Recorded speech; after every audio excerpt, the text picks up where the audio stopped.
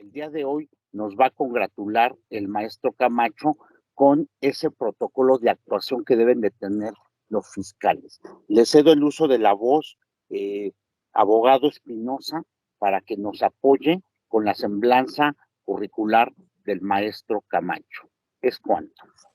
Claro que sí, con su permiso, doctor, licenciado Héctor. Voy a compartir en la pantalla la síntesis curricular mientras le doy lectura. Permítame.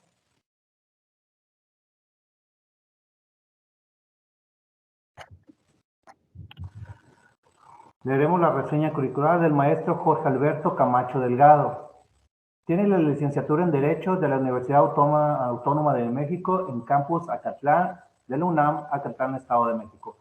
Tiene como especialidades la especialidad en Derecho Penal en la Dirección de Estudios de Posgrado de la Universidad Nacional Autónoma de México, especialidad en el Sistema Penal Acusatorio y Juicios Orales, Instituto Nacional de Ciencias Penales, INCAIPE, especialidad en Defensa Penal Federal, Instituto Federal de la Defensoría Pública del Poder Judicial de la Federación, especialidad en formación de defensores en el Sistema Penal Acusatorio Adversarial, Juicios Orales, Instituto Nacional de Estudios Superiores en el Derecho Penal AC, INDEPAC, especialidad en Justicia Penal para Adolescentes, Universidad Contemporánea de la Universidad de las Américas. Maestrías. La maestría en Derecho Procesal Penal con orientación en el procedimiento penal acusatorio y juicios orales del Instituto Nacional de Estudios Superiores en Derecho Penal, INDEPAC. Maestría en Derecho Familiar, Universidad de Pentatlao, antes Instituto de Ciencias Jurídicas de Estudios Superiores, SC. Maestría en Comportamiento Criminal por el Instituto de Ciencias Forenses y Criminológicas de la Universidad de Ciencias Forenses. El máster tiene certificación en máster en el Derecho Probatorio en Procesal Penal, primera edición por la University of Barcelona. Como doctorados, tiene doctorado en Derecho Constitucional y Derecho Penal del Instituto Nacional de Estudios Superiores de Derecho Penal, INDEPAC. Doctorado en Derecho Penal, Constitucional y Derechos Humanos por la Universidad Contemporánea de las Américas. Tiene también doctorados honoris causa por la Federación Iberoamericana de Abogados, La Habana, Cuba, también doctor honoris causa en Derechos Humanos por la Interamericana Institute of Research Detection of Human Rights. Doctor honoris causa por World University of Sciences, Seattle, Washington. Y como certificaciones es docente certificado en capacitación en el nuevo sistema penal acusatorio, secretaria técnica del Consejo de Coordinación para la Implementación del Sistema de Justicia Penal, módulos 1, 5 y 7, certificado como experto en sistema penal acusatorio norteamericano por Latin American Bar Association, Washington, D.C. Tiene la certificación como agente del Ministerio Público especializado en la persecución del delito en materia de desaparición forzada de personas y desaparición cometida por particulares. Como autorías, es autor del libro Protocolo de Actuación y Buenas Prácticas del Agente del Ministerio Público en el Sistema Penal Acusatorio, en la investigación inicial, año de publicación 2022, y como cargos públicos le contamos como asesor del Procurador General de Justicia del Estado de Michoacán y director de litigación en la Fiscalía de Delitos Sexuales y de Género, así como asesor del Fiscal General de Justicia del Estado de Michoacán, actualmente titular de la Fiscalía de Asuntos Especiales de la Fiscalía General del Estado de Michoacán. Y actualmente es presidente de la Asociación Nacional de Capacitadores del Sistema Penal Acusatorio. ¿Es cuánto, doctor? Muchísimas gracias, señor. Nuestro ponente tiene pues reconocidas actividades por parte de la UNAM, del INACIPE, del INDEPAC y pues de las instituciones reconocidas a nivel nacional e internacional, por lo cual, pues bueno, siendo las 19:40, ¿verdad? Del día 25 de noviembre de 2022, doy por clausurados los trabajos de esta sesión mensual de informes del Colegio de Abogados y Criminólogos del Estado de Nuevo León, Asociación Civil. La verdad es que muchas gracias por permitirnos gozar con su presencia y a continuación cedo el uso de la voz a nuestro conferencista de excelencia. Le cedemos el uso de la voz, maestro Camacho. Gracias. Gracias al doctor Julio Ortega y al Colegio de Abogados y Criminólogos del Estado de Nuevo León, Asociación Civil, por esta oportunidad y la invitación, obviamente, para compartir la presentación de mi libro, denominado Protocolo de Actuación y Buenas Prácticas del Ministerio Público en el Sistema Penal Acusatorio. Bueno, primero decirles que obviamente este libro está basado en la experiencia que tenemos allá más de 10 años de haber iniciado las capacitaciones previas para poder realizar la implementación del sistema penal acusatorio y obviamente pues 18 años de estar como defensor me permitieron pues obviamente llegar a Michoacán y que se me invitara a trabajar ahora primero en la Procuraduría, ahora en la Fiscalía como fiscal de asuntos especiales, que actualmente es el puesto que yo desempeño. Bueno, el libro como tal es una invitación no solamente a la gente del Ministerio Público, sino también a todos los operadores del sistema para centrar su operatividad en las buenas prácticas. ¿Y por qué decimos buenas prácticas? Porque obviamente a lo largo de la intervención que tiene la gente del Ministerio Público, pues vemos muchas veces que dentro de su actuar se violan derechos fundamentales. El día de hoy nos tocó platicar aquí en las instalaciones de la Casa de Cultura de la Suprema Corte de Justicia en Jalapa respecto del tema de la prisión preventiva oficiosa y obviamente pues son temas que son actuales, que son de debate y que obviamente pues manejar posturas por parte de los operadores enriquece totalmente este tipo de eventos. En lo particular, el protocolo de actuación y buenas prácticas es una invitación para que la gente del Ministerio Público, en primer lugar, conozca de las actividades y de las facultades que tiene la gente del Ministerio Público, no solamente en el artículo 21 constitucional, que ustedes saben, como abogados y criminólogos, que el agente del Ministerio Público es quien dirige la investigación. Y el mismo artículo 21 constitucional habla de las funciones que tiene el Poder Judicial para imponer, modificar las penas y medidas de seguridad. En razón de ello, el agente del Ministerio Público, en este protocolo de actuación y buenas prácticas, lo primero que debe de aprender es obviamente cuáles son las facultades que le confiere la norma. Y hacemos un llamado, obviamente, a la gente del Ministerio Público como operador, porque acuérdense que todo hecho que se investiga se deriva de una denuncia, querella o acto equivalente para efecto de que en su momento se inicie con la investigación.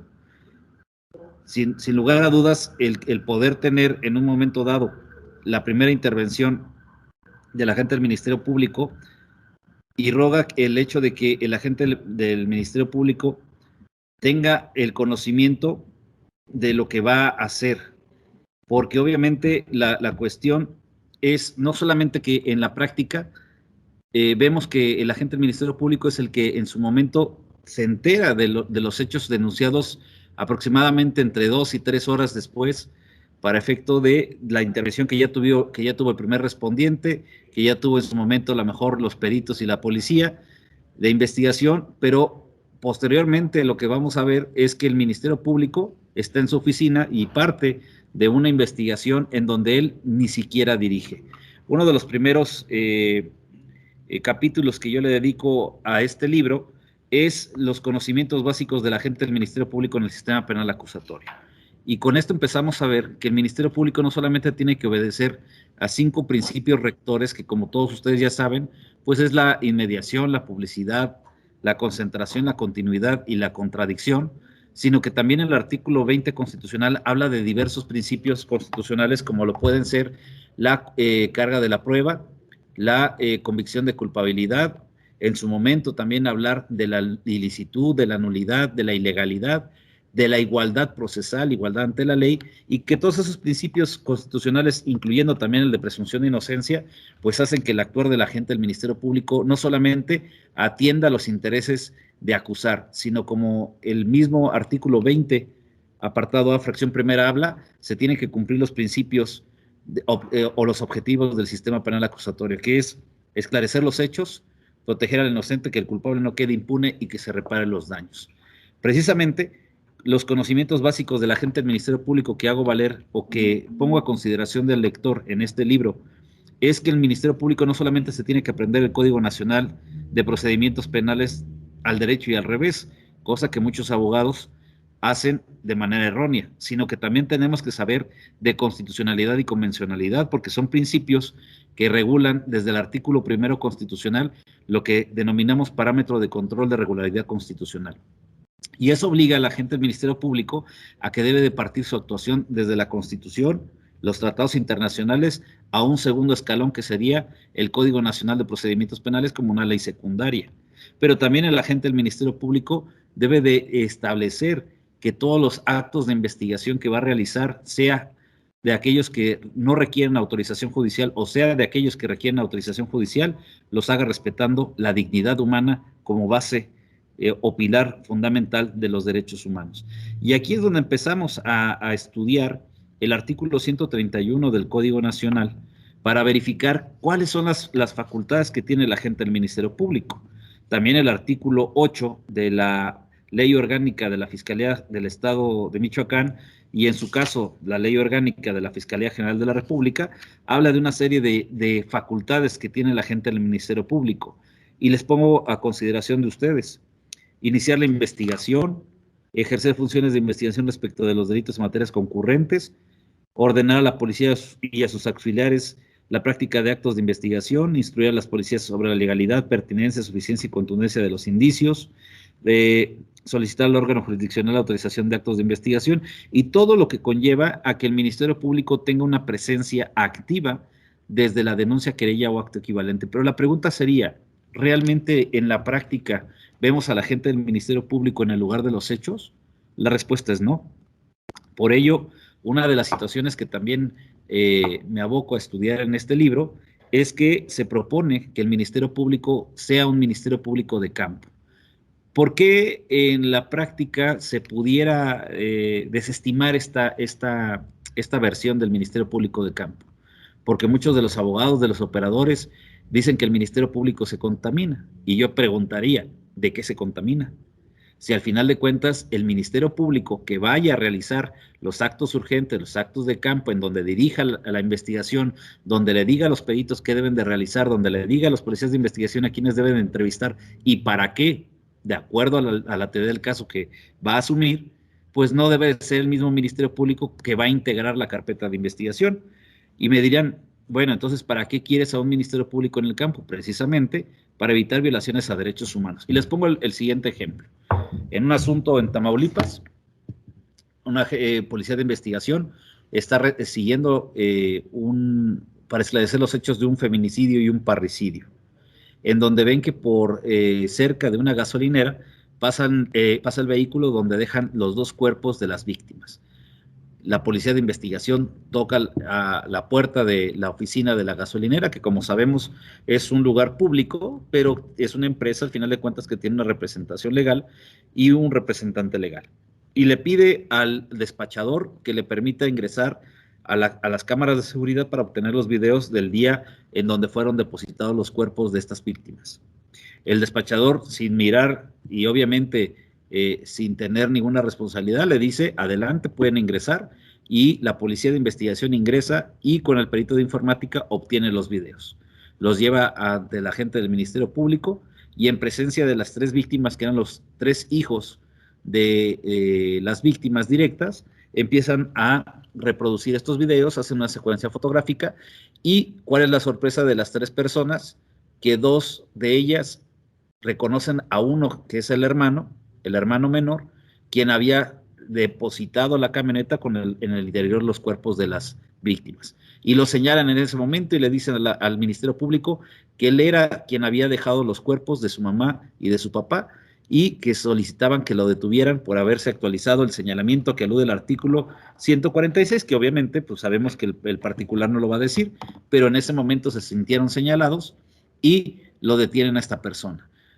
El hermano que vivía en Monterrey va a la casa en Tampico, donde vivían estas personas, y sacan la ropa que en ese video se apreciaba que tenía el hoy señalado como imputado. La entregan a la autoridad. y en un momento dado empiezan a hacer una serie de actuaciones que derivan propiamente de ese video para involucrar al probable responsable en la comisión de los hechos. La pregunta es, ¿el actuar de la policía se apega a un debido proceso? ¿Realmente la actuación de la policía y los peritos respetan derechos fundamentales? En un momento dado, los actos que derivaron de la investigación y la detención de esta persona son lícitos, y la respuesta sería no. ¿En razón de qué? Artículo 290 del Código Nacional. El ingreso de una autoridad a un lugar cerrado o privado sin orden judicial se decanta en dos hipótesis. Una, para en su momento llevar a cabo repeler una agresión real, actual o inminente que ponga en peligro una vida. Esto es, cuando se está persiguiendo a una persona, cuando se recibe la llamada de auxilio, la autoridad puede ingresar sobre pretexto de evadir o de repeler esa agresión, y que obviamente esté justificada en la salvaguarda de un bien jurídico de igual o mayor valía.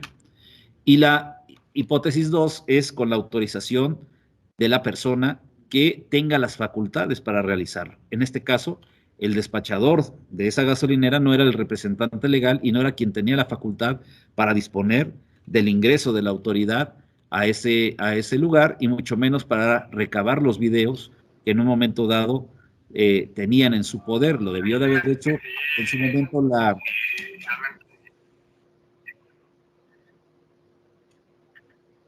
Hay un micrófono activado. Lo debía de haber hecho en su momento el apoderado legal y ratificarlo ante el órgano jurisdiccional en el plazo de 5 días, como lo dice el Código Nacional en su artículo 290, fracción segunda.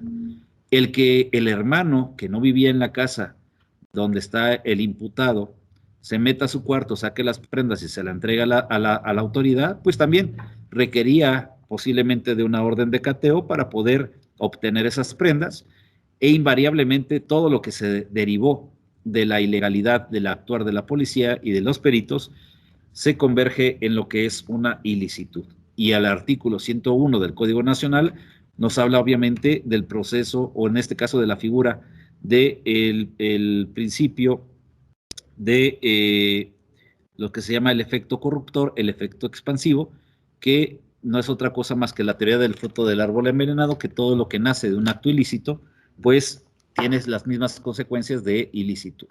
Entonces, aquí precisamente una de las posturas que tengo yo en este libro es establecer que el Ministerio Público también cumple el parámetro de control de regularidad constitucional y también lleva a cabo lo que se llama el control difuso de la Constitución. Si ustedes analizan el artículo primero constitucional en su tercer párrafo, habla de que todas las autoridades, todas, en el ámbito de sus competencias, deberán promover, proteger, respetar y garantizar los derechos humanos, bajo principios que universalidad, interdependencia, indivisibilidad y progresividad.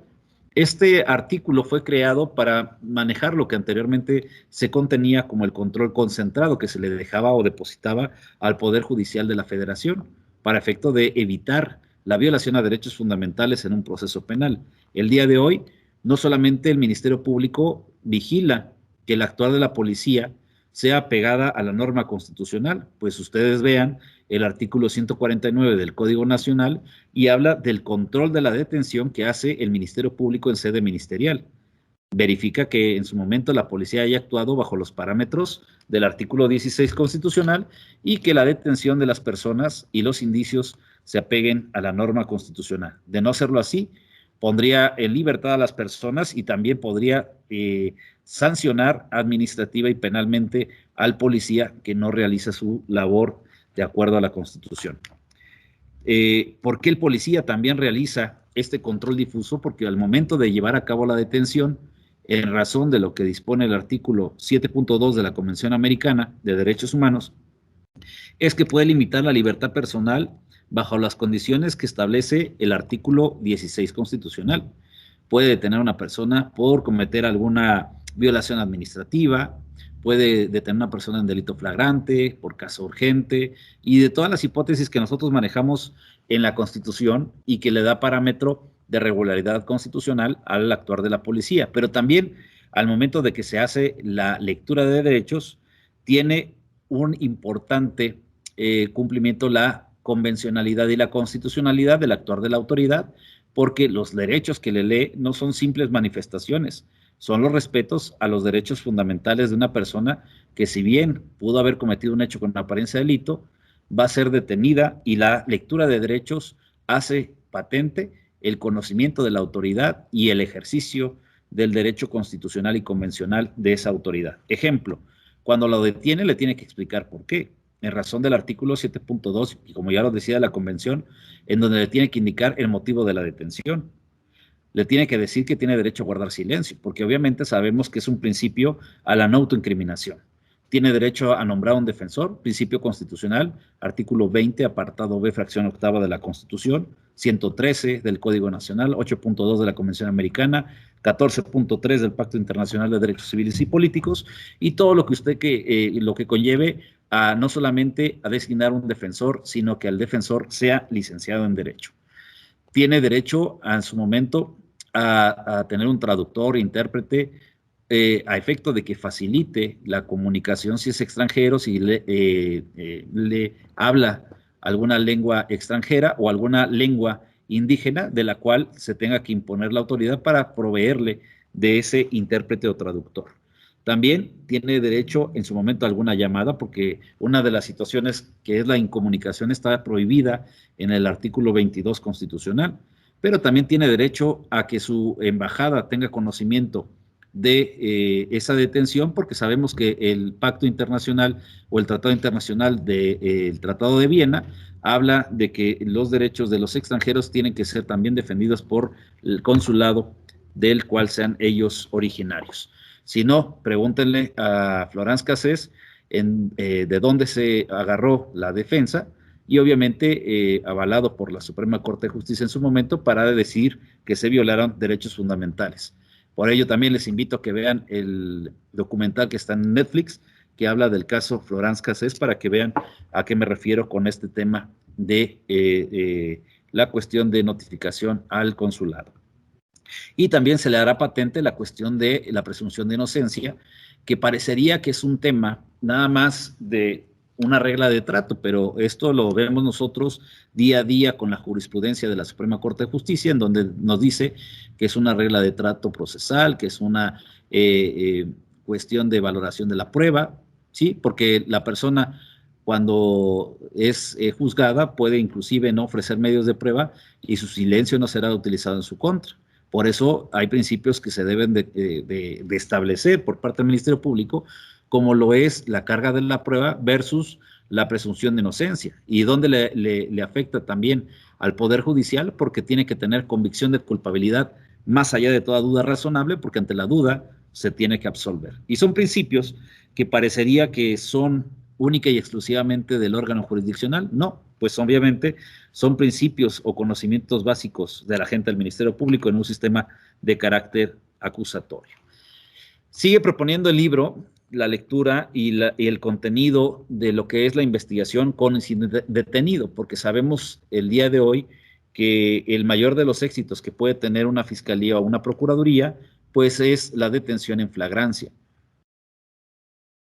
Muchos de las investigaciones que se hacen sin detenido, pues quedan en determinaciones a lo mejor de archivo temporal. Y el Ministerio Público también debe de conocer, al igual que todas las partes, que hay delitos o tipos penales en los cuales está prohibido el archivo temporal, como lo pudiera ser la desaparición forzada de personas o el secuestro, porque obviamente lo que se busca es encontrar a la persona, pero nos encontramos con que en muchos de los estados de la República no conocen esa norma, esa normatividad. Y cuando le preguntamos a los agentes del Ministerio Público cuáles son los delitos de competencia concurrente, nos dicen, al igual que muchos abogados, pues no sé. Y obviamente hay delitos de competencia concurrente porque tanto pueden conocer delitos federales la Federación como, en su caso, el agente del Ministerio Público del Fuero Común. Ejemplo, desaparición forzada, secuestro, narcomenudeo, trata de personas, delitos forestales y aquellos que en su momento permita que una ley federal sea de competencia concurrente entre la Federación y, en su momento, el Fuero Común, como también los de tortura. En ellos puede conocer el agente del Ministerio Público del Fuero Común, pero se tiene que apoyar en la dogmática jurídico-penal del Código Penal Federal. y esto implica que el Ministerio Público debe de tener un conocimiento no solamente del Código Penal del Fuero Común, sino también del Código Penal del Fuero Federal. Interesante, sí, porque en la práctica muchas veces el Ministerio Público está casado con el Código Penal de su entidad y no conoce que para poder decantar algún secuestro tiene que establecerse en la codificación penal federal. Ahora, cuando vemos que también el Ministerio Público debe de conocer de la intervención de los peritos, es muy importante lo que se trata de proponer en este libro, cuando le decimos al Ministerio Público que debe de conocer las ciencias forenses utilizadas por el agente del Ministerio Público. ¿Pero qué creen? No solamente es una situación que deba de conocer el Ministerio Público, sino también los abogados. Si ustedes el día de hoy quisieran saber si una mordedura que tiene un niño de 1 año que es presentado ante el hospital sin signos vitales y tiene en la planta del pie una mordedura, tendríamos que analizarlo primero si es una mordedura de animal o es una mordedura de humano. Para eso hay una reunión que se tiene que hacer entre el veterinario forense y la odontóloga forense para determinar si las piezas dentales dan lugar a que sea de un animal o de una persona. Cuando se determina que es de una persona, se excluye al veterinario y la odontóloga tiene que hacer un molde para verificar cuáles son las piezas dentales que se pueden identificar, y de ahí el agente del Ministerio Público puede determinar con el iris, con las huellas dactilares, con la dentadura, con el ADN y en su momento con la genética, cuáles son los signos característicos de las personas para poderlos identificar. Esto quiere decir que el Ministerio Público debe de conocer, al menos lo que se invita en el libro, es a que conozca criminalística, criminología, medicina forense, hechos de tránsito, dactiloscopía, genética forense, grafoscopía, fotografía, psicología, trabajo social, acústica, balística, patología, química, poligrafía, antropología, odontología, veterinaria, psiquiatría, contabilidad, ingeniería civil, mecánica automotriz, cerrajería, topografía, agrimensura, informática forense, entre otras, que debo de presumirles, a menos que yo me equivoque, la Fiscalía General del Estado de Michoacán tiene un catálogo de de servicios periciales que está a disposición de todas las personas y que ustedes lo pueden descargar en la página de la Fiscalía de Michoacán. Ustedes se meten a trámites y ahí en el apartado de trámites viene un apartado donde dice catálogo de servicios periciales. Sería interesante que ustedes lo pudieran descargar, porque además que es gratuito, les dice cómo los agentes del Ministerio Público pueden y deben solicitar una pericial, cuál es el objetivo de la pericial, qué deben de obtener de los servicios periciales y lo más importante, adentrarse en cómo le deberían de preguntar en juicio oral a un perito, porque la realidad es que al momento de que un Ministerio Público quiere preguntarle sobre el desarrollo de un dictamen pericial a un perito, muchas veces vemos que no conoce ni siquiera del tema. Y esa es una invitación, obviamente, para que el Ministerio Público, pero también las partes, sepan si lo que obra en la carpeta de investigación nos va a llevar, obviamente, al éxito o al fracaso de la investigación. Se los voy a compartir, así como les voy a compartir algunos otros libros y tesis que lo haré llegar a través de su presidente.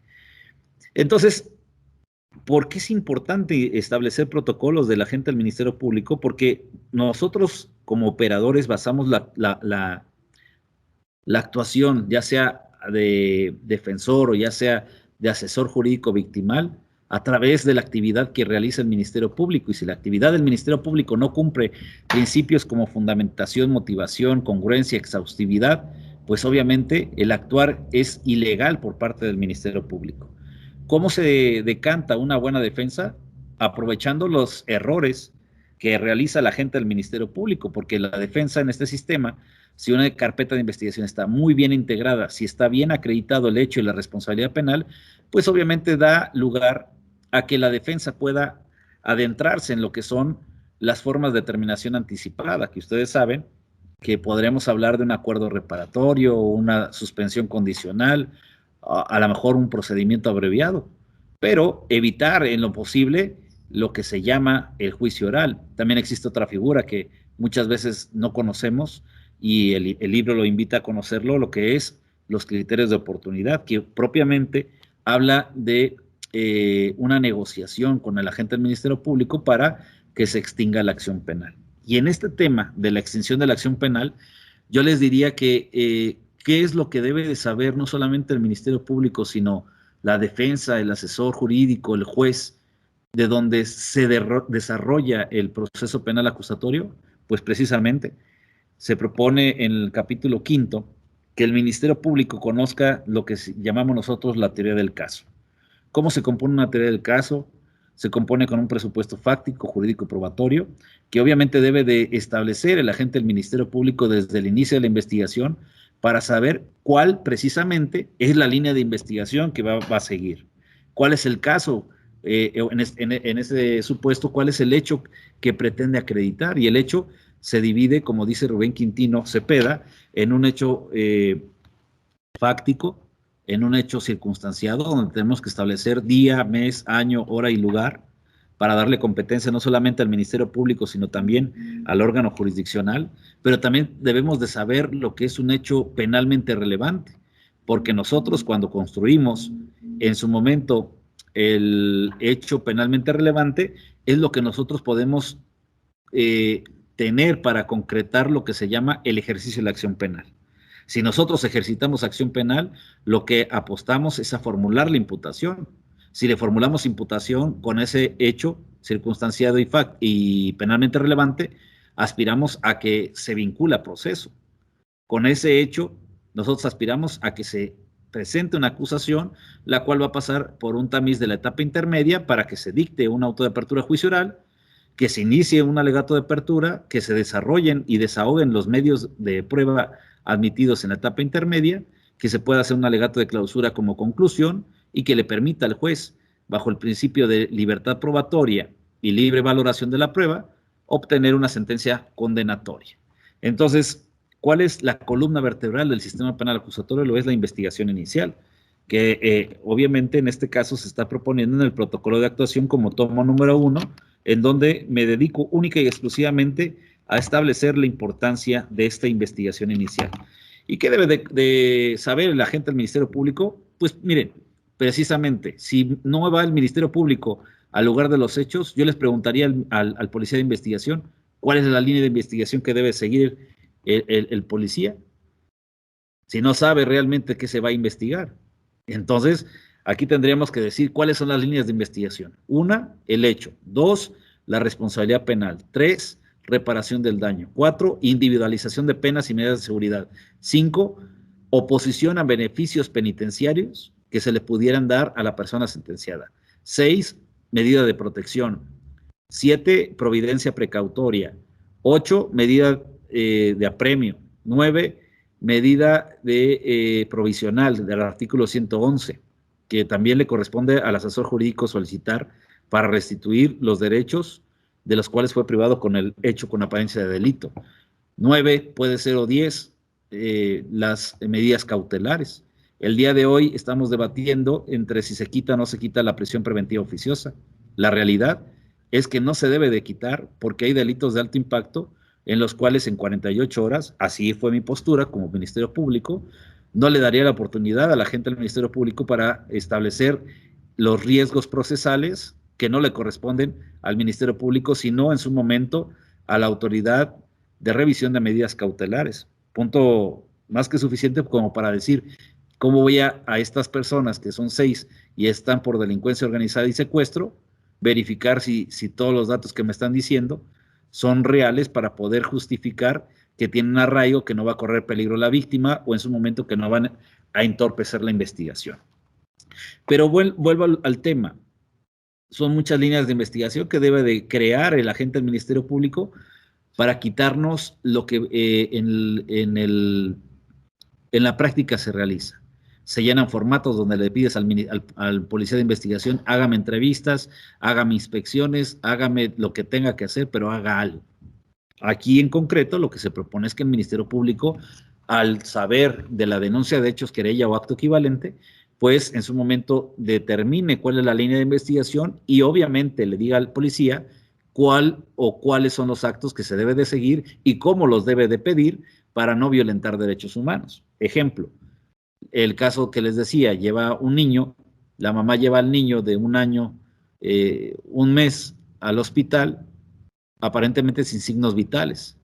Sale el médico de urgencia, le trata de dar reanimación y obviamente esto es infructuoso. Sale el médico, le llama al trabajador social y de ahí le llaman al Ministerio Público y el Ministerio Público ya sabe.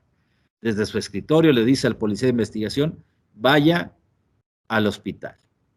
La pregunta sería, ¿cuáles son los actos de investigación que debe realizar el policía de investigación si le están diciendo, hágame entrevistas, hágame inspección, haga todo lo que tenga que hacer, pero no le dicen de qué trata el asunto o la denuncia de hechos? Y lo más básico es llegar y preguntarle a la señora, oiga señora, ¿qué le pasó a su hijo? Pues se me cayó de la andadera. Lo traje al hospital y al parecer está muy grave. Y va acompañada esta señora de una pareja sentimental. Le preguntan a la pareja sentimental, ¿qué le pasó al hijo de la señora? Pues me dijo que se le cayó y yo lo que hice fue traerla aquí al hospital para que le atendieran al hijo. Regresa con la señora del policía y le pregunta, oiga señora, ¿dónde sucedieron los hechos? Allá en tal casa, en tal colonia, en tal lugar. ¿Puedo ir con el grupo de peritos? Sí, vaya y allá está mi mamá, ella le va a dar el acceso. Van al lugar, se entrevistan con la mamá de esta señora, les permite el lugar, entra el equipo interdisciplinario, como lo pudiera ser el criminalista, como lo pudiera ser el médico legista, el fotógrafo, el químico y el que ustedes quieran del grupo de peritos.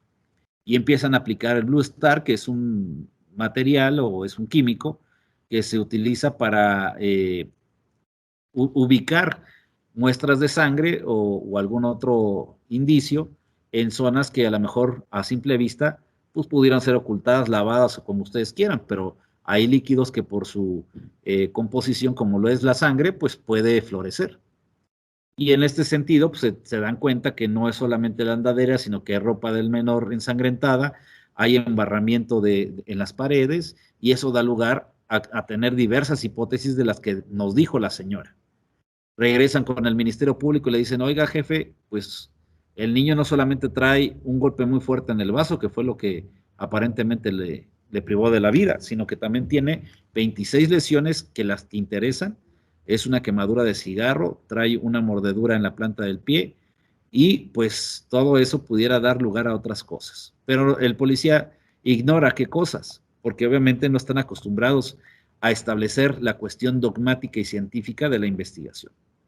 Esto, para no hacerse las cardíacas, pues trae como consecuencia de que el Ministerio Público, con lo que tiene, pide orden de aprehensión, incluyendo que les pidió una toma de muestras de la dentadura a cada uno de ellos, y el juez de control resuelve lo siguiente. De acuerdo a la naturaleza del hecho, el actuar de la policía es ilícito. ¿En razón de qué?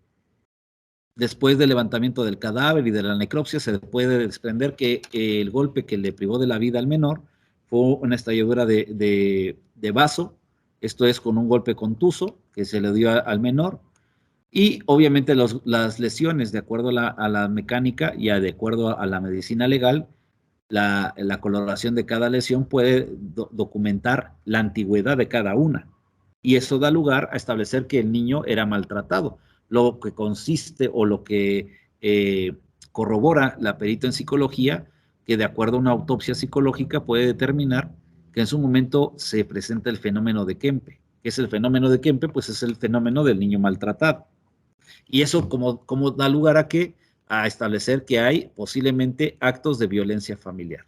Si nos remontamos a que el policía interrogó a la mamá, que pudo haber sido la que golpeó, o no haber golpeado, pero no evitó lo que tenía que evitar de acuerdo a lo que se llama la calidad de garante, que en todos los códigos penales existe el hecho de que una persona, al tener la patria potestad, tiene la calidad de garante de sus hijos. Entonces, el actuar del policía al entrevistarla sin abogado hace ilícito esa entrevista. de acuerdo a la entrevista que le hacen a la pareja sentimental, también es ilícita porque nosotros tenemos un derecho fundamental que establece el artículo 4º constitucional en relación con el 29 segundo párrafo de la Constitución, en donde habla el derecho a la familia. Y hay unas prevenciones que rigen en el artículo 222 último párrafo y 361 del Código Nacional, que es la facultad de abstenerse de denunciar y la facultad de abstenerse de declarar como testigo cuando se tiene una relación de parentesco con el imputado.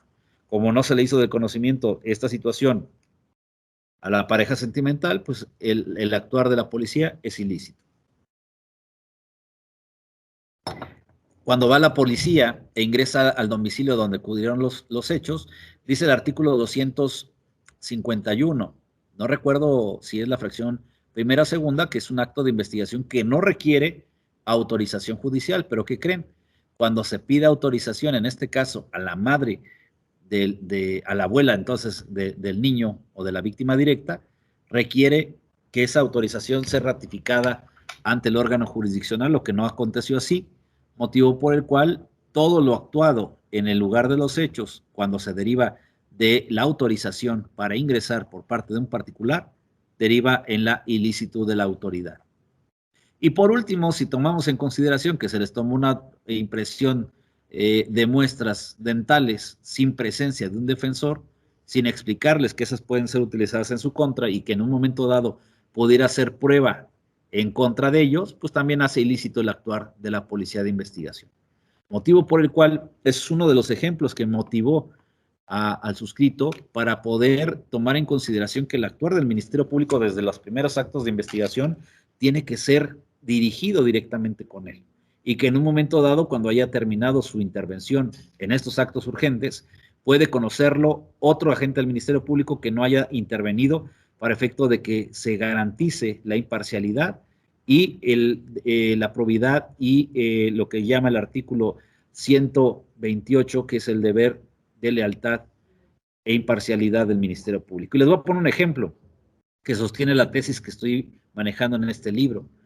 Los actos de investigación denominados reconocimiento de personas en el artículo 277 del Código Nacional habla precisamente de que cuando se haga el reconocimiento en fila con 5 personas, o no dice el número, pero al menos con 5 o 6 personas con las características físicas similares de la persona que va a ser reconocida, tiene que dirigirla un Ministerio Público. No lo dice así porque ha sido materia de interpretación de la Suprema Corte de Justicia. Dice una autoridad distinta a la que dirige la investigación. ¿Quién lo dirige? Pues es obviamente que el Ministerio Público, no el policía. Por eso todos los reconocimientos que haya hecho un policía de investigación sin la presencia del Ministerio Público son nulas. Pero volvamos al tema. El Ministerio Público que lleva a cabo el reconocimiento que exige el 277, que sea una autoridad quien dirige la investigación distinta, o distinta a quien dirige la investigación, tiene que ser un Ministerio Público, y ese Ministerio Público garantiza únicamente la imparcialidad del acto, la debida diligencia y la probidad con la que actúa la gente del Ministerio Público.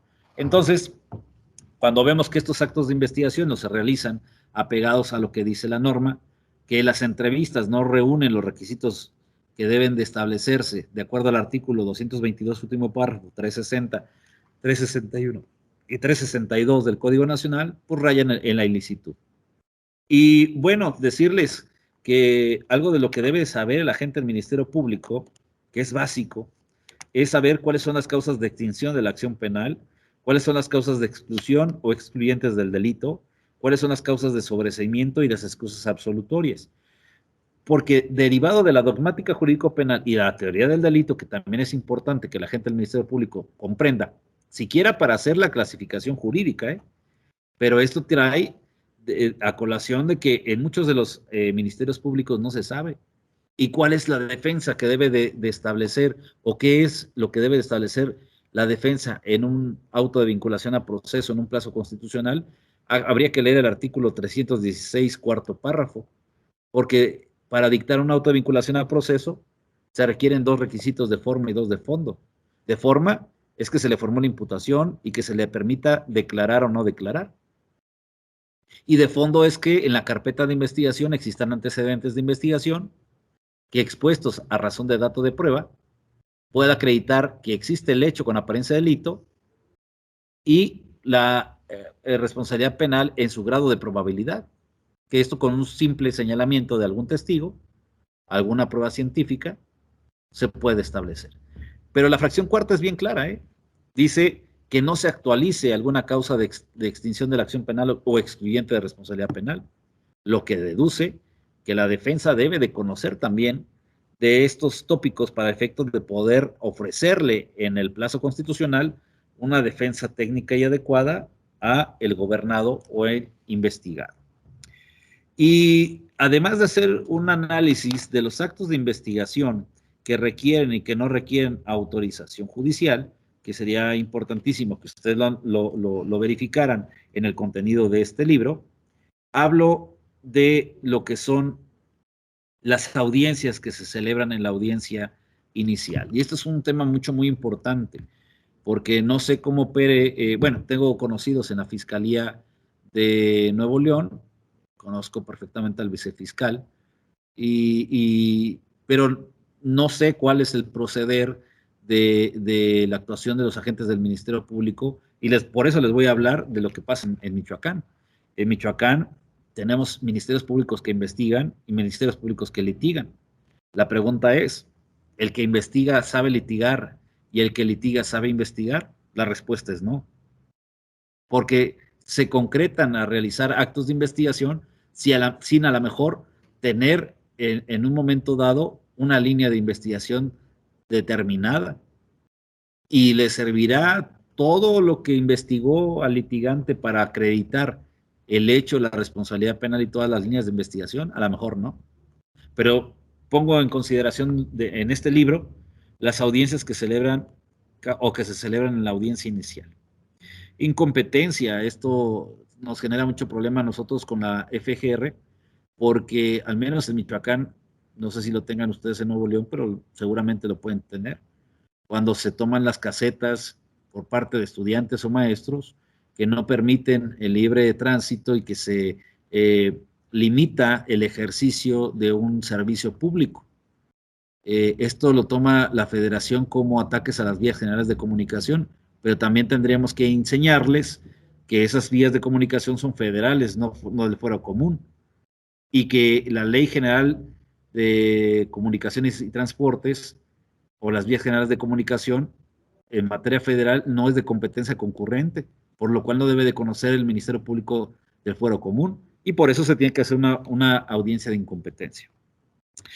Audiencias de acumulación, separación de procesos, recusación, cuando un juez está impedido, porque lo mismo que les estoy diciendo yo del Ministerio Público de Campo, lo vamos a ver en el juez que al ser de control no puede y está impedido para que sea un juez de juicio oral. Precisamente, ¿por qué? Porque libró la orden de aprehensión, porque permitió una orden de cateo, porque en su momento dictó un acto de investigación que requiere autorización judicial, y esa persona ya la tiene identificada, ya tiene una presunción de que pudo haber cometido el delito, y llevar a un juez de control que ha conocido el caso a ser juez de juicio oral, pues rompería la imparcialidad. Entonces, si también está previsto para el juez, lo mismo es que la propuesta que yo hago tendría que estar para el Ministerio Público. Pero también hay audiencias de nulidad, convalidación, medidas de protección, providencias precautorias, orden de aprehensión, desistimiento de la acción penal, cancelación de la orden de aprehensión, abandono de bienes asegurados, actos de investigación que requieren autorización judicial, impugnación de resoluciones del Ministerio Público, orden de cateo, audiencia de tutela de derechos, audiencia de desahogo de prueba anticipada, entre algunas otras audiencias. ¿Por qué se pone esto? Porque obviamente hay que enseñarle a todo operador que, de acuerdo al artículo 52 del Código Nacional, este sistema penal es un sistema de audiencias.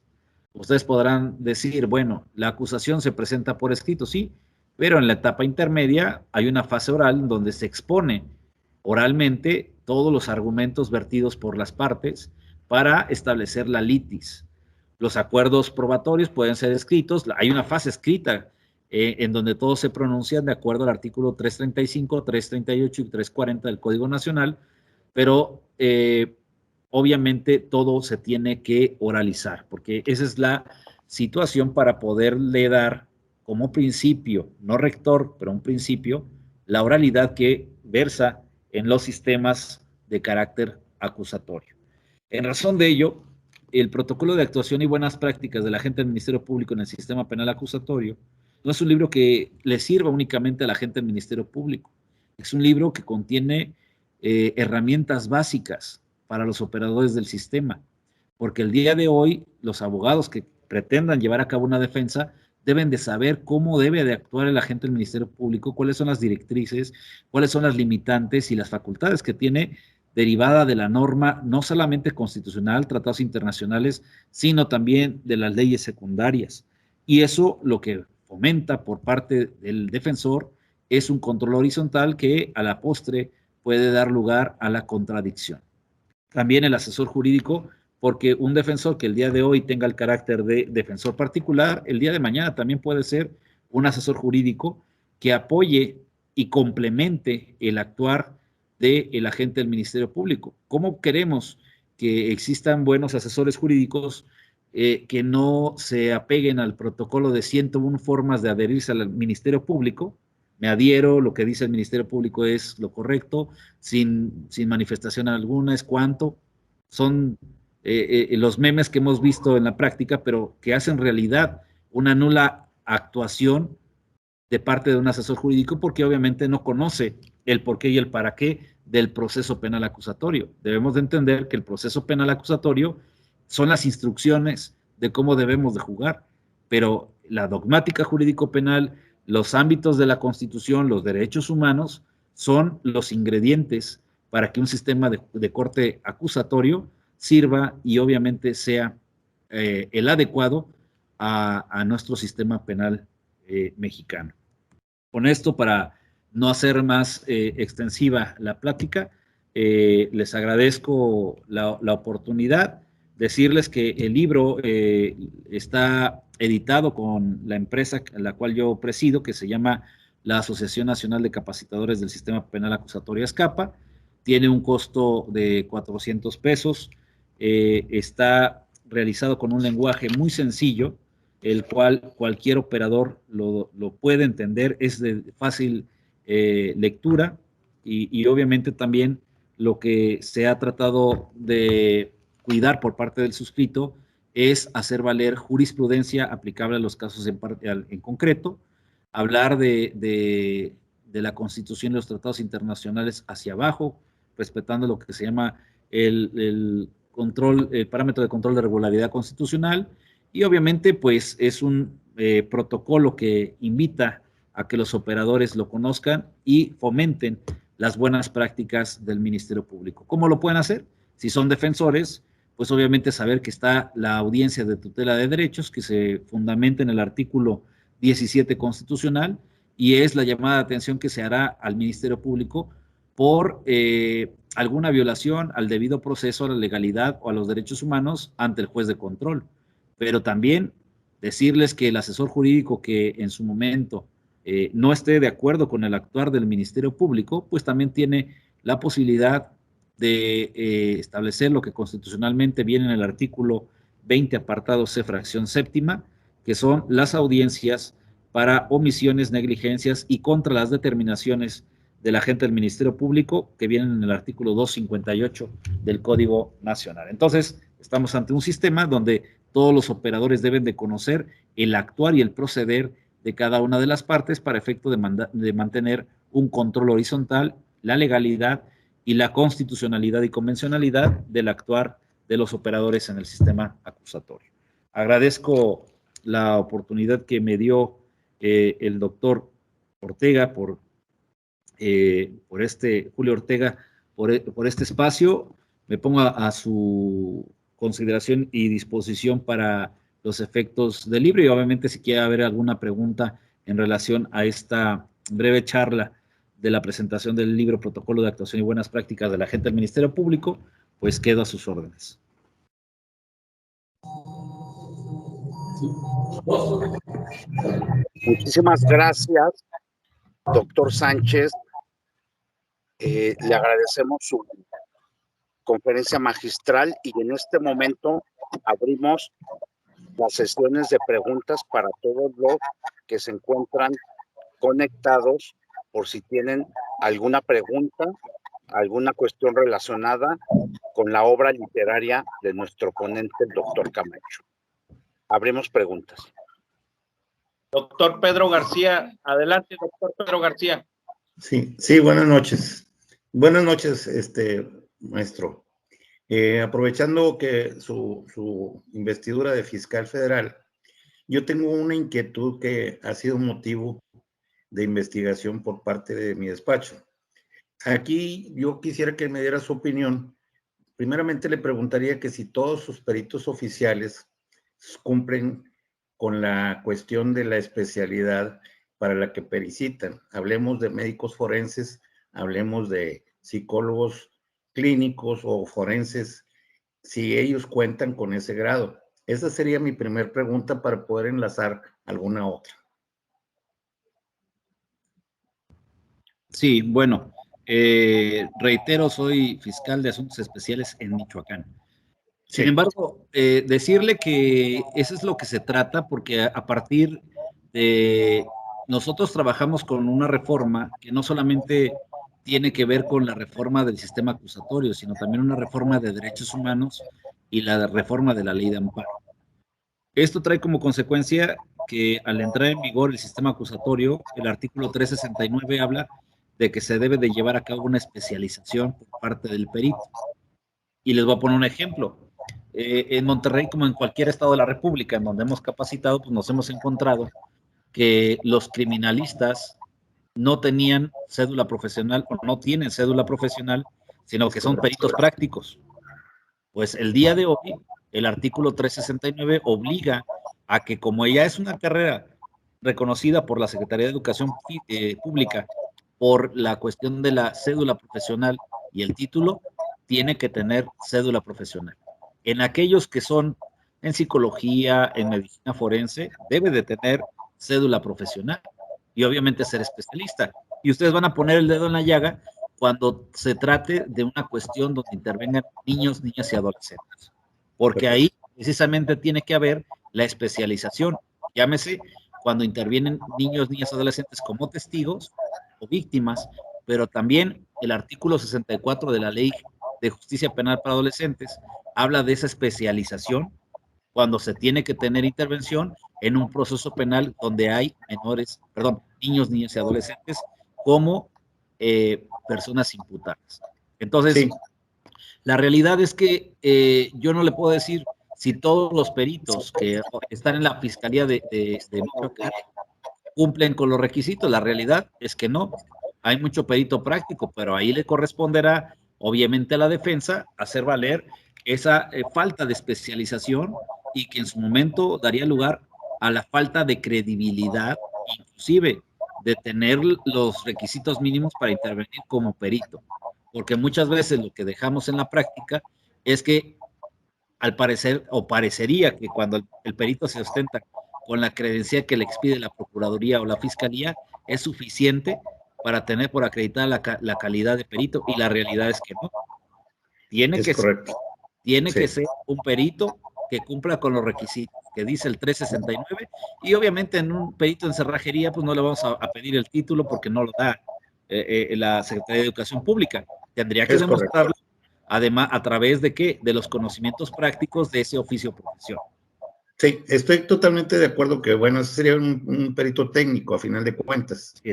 Pero en el caso concreto aquí en Nuevo León, hubo un caso hace poco que tuvieron que intervenir, desgraciadamente, invadir aquí la fiscalía por cuestiones ya más políticas que cuestiones jurídicas. Y la realidad de las cosas es de que los médicos que actúan como médicos forenses o médicos legistas, resulta que no tenían la especialidad. Le digo porque yo, en los casos que yo he manejado, en los asuntos, en todos yo verifico y hemos hecho valer esas situaciones ante los jueces y desgraciadamente ellos no nos han hecho caso. La situación es de que yo, a mi juicio, creo que ahí existe una usurpación de profesión, porque es muy clara la ley. Cuando está debidamente reglamentada, tú debes de contar con una cédula profesional, como bien lo dice usted. Aquí la situación es de que los jueces no valoran esos argumentos nuestros que van apegados a derecho, y la realidad es de que no contamos con unos servicios periciales de calidad. Claro, aquí, bueno, obviamente la idea, sé que esto puede impactar, ¿no? Pero al final de cuentas, yo considero que eso se tiene que verificar en un juicio oral donde se le hagan preguntas de idoneidad al testigo para poder establecer que no es el perito que en un momento dado puede dar la información que genere convicción en el juez. Y precisamente por eso yo hago valer, ahorita ya le pasé al doctor Julio Ortega el catálogo de servicios periciales que maneja nuestra fiscalía para que lo comparta con ustedes. Al fin de cuentas es público, pero sería importante sí dejar bien fundado a través de un buen contrainterrogatorio que la persona que pretende dar información que sea susceptible de valoración en la prueba carece a la mejor de la especialización. Y eso obedece obviamente a un contrainterrogatorio y a técnicas de litigación que propiamente se tendrían que decantar en un juicio oral, ¿no? Sí, bueno, la última ya para no quitar tiempo a los compañeros. Mire, esto lo hemos padecido, y a pregunta expresa, porque hemos hecho nuestros los testigos dentro de nuestros medios de prueba que se ofertan en la etapa intermedia a testigos de la fiscalía, los cuales son los peritos, y a preguntas expresas se les ha dicho que cuál es su cédula profesional, y dicen, no, dicen, sí te dan, pero de la licenciatura. Por ejemplo, hablemos de médicos forenses y de psicólogos que deben de ser clínicos o forenses. Estas ciencias están debidamente reglamentadas. La ley de educación lo establece. Y la realidad de las cosas es de que estamos muy mal en la cuestión de justicia, al menos en el Fuero Común, y lo que me ha tocado a mí es decepcionante en Nuevo León, Coahuila. Esos son los estados que más me he topado con ese tipo de situaciones. Claro, pues ahí lo que hay que hacer es recomendarles el libro y que también podamos llevarles una capacitación. Por ahí veía a algún amigo que también está, a Felipe, que está en Azcapa, a Felipe Zacarías, por ahí también lo vi. Él podrá hablar un poco de todo lo que hacemos en capacitación. Inclusive él nos ayudó mucho en capacitaciones que hicimos en Puebla y en otros estados en razón de la policía y del primer respondiente. Esto es de capacitación. El sistema, le vuelvo a decir, no funciona porque se opera un código nacional. Opera bien si hay buenos operadores. Y en razón de ello, pues necesitamos todavía mucha capacitación para poder sacar adelante, obviamente, el compromiso que tenemos a nivel internacional de un nuevo sistema de justicia que de nuevo ya no tiene nada. No, ya no. Muchas gracias por las respuestas. Gracias. Muchísimas gracias. Que cedemos el uso de la voz. Torres, adelante, licenciado. Gracias, maestro. Buenas tardes, buenas noches. Tuvimos la oportunidad de verlo aquí en Saltillo, Coahuila, en esta semana. Y la pregunta en relación a lo que nos acaba de manifestar en relación al reconocimiento por persona, ¿qué se puede hacer, maestro, cuando se pide un reconocimiento por personas? En el caso específico, estamos hablando de un abuso de autoridad violento donde los elementos policíacos entran encapuchados. ¿Cómo podríamos hacer el reconocimiento si nada más lo único que tenemos es la media afiliación de las personas y si acaso algún apodo o algún apelativo que les dijeron? Están identificadas las unidades, pero entran encapuchados. Sí, bueno, ahí obviamente para cada tipo para cada tipo penal y para cada investigación tiene sus bemoles.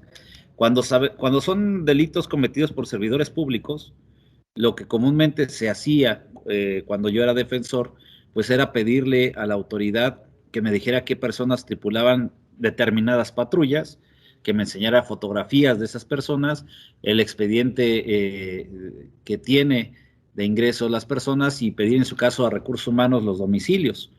Y también hay que pedir bitácoras. Les voy a poner un ejemplo. Se tiene un caso muy relevante en el cual 7 policías de un municipio desaparecieron a 2 personas y se les investiga por el delito de desaparición forzada de personas cometido por servidores públicos.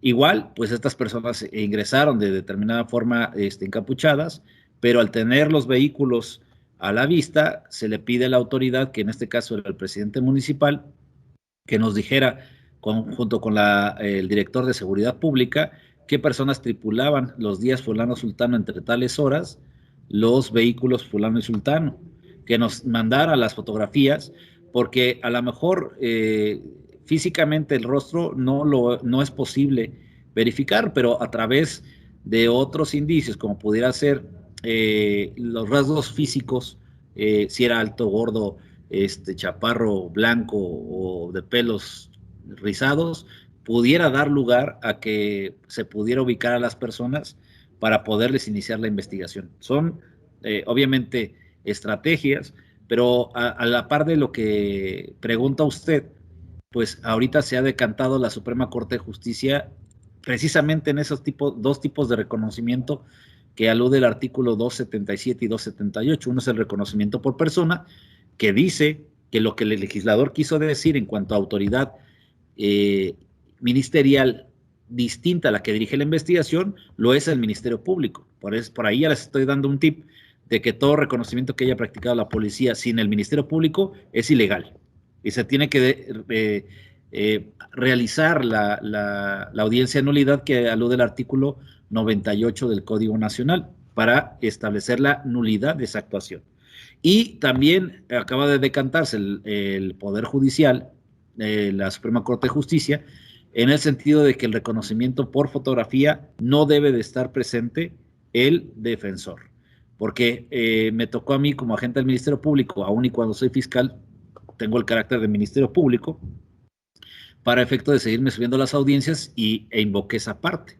El juez determinó que no, que era ilícito, porque no estaba el defensor, y con esta determinación de la Corte, pues viene a echar para atrás la determinación del juez de control y se debe de tomar en consideración esos reconocimientos de fotografía, esas técnicas de investigación que hace el perito para efecto del retrato hablado, y que también se pueda comparar o hacer una comparativa con fotografías que se hayan obtenido ilícitamente, pues, de las plataformas o alguna red social que sea pública y de la cual nosotros podamos llevar a cabo esa investigación. Entonces, decirle cuáles son todas las actos de investigación que se pueden derivar contra esas personas que cometieron posiblemente un hecho, pues sería a lo mejor tomarnos otro café y darle la respuesta, pero ya más o menos le estoy diciendo por ahí, entre las bitácoras, entre las fotografías, los expedientes laborales y todo ello, lo que pudiera obtener usted como información. Gracias, maestro. Muchas gracias, Muchísimas maestro. gracias. Le damos las gracias por su magistral ponencia y para ello le voy a dar el uso de la voz a nuestro presidente nacional, el doctor Julio César Ortega. Adelante, doctor. Muchísimas gracias.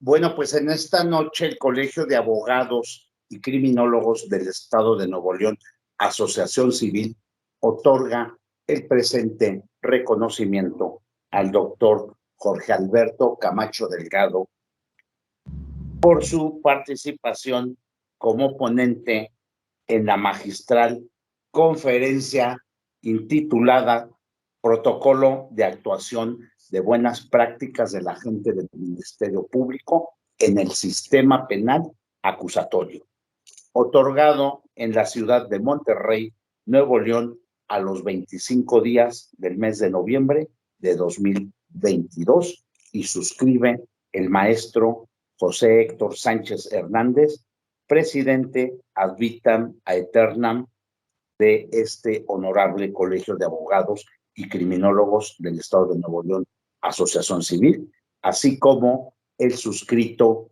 Julio César Ortega González, en mi calidad de presidente nacional de esta honorable institución colegiada denominada Colegio de Abogados y Criminólogos del Estado de Nuevo León, Asociación Civil. Muchísimas gracias, maestro, doctor, y por favor, les pido un caluroso aplauso en favor del doctor Camacho. Muchas gracias.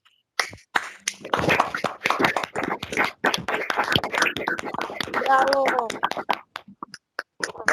Decirles que les agradezco mucho la invitación y obviamente la cuestión de los libros, ya le mandé la información al doctor Julio Ortega para si alguien quiere tener el libro, ahí viene el procedimiento para poderlo realizar. Les digo, este es un libro de la editorial de Azcapa, que no está ahorita obviamente en ninguna librería, solamente es previo pedido que se haga directamente con el suscrito. Entonces, les agradezco y cualquier situación, doctor Julio, quedo atento para cualquier otra invitación que tengan a bien hacerme, y en su caso sería bueno pensar a lo mejor en algo presencial, y quedo también obviamente a su disposición. Muchas gracias y buenas noches. Muchísimas gracias. A continuación cedo el uso de la voz al maestro Sánchez con la finalidad de que nos brinde unas palabras. Muchas gracias, doctor. Muchas gracias, doctor Julio Ortega. Le doy el día de hoy, pues, tengo el honor de hacerle entrega a nuestro invitado especial. El día de hoy, el Colegio de Abogados y Criminólogos del Estado de Nuevo León le hace entrega de un nombramiento para el cual le voy a dar lectura. Donde hay humildad, hay sabiduría.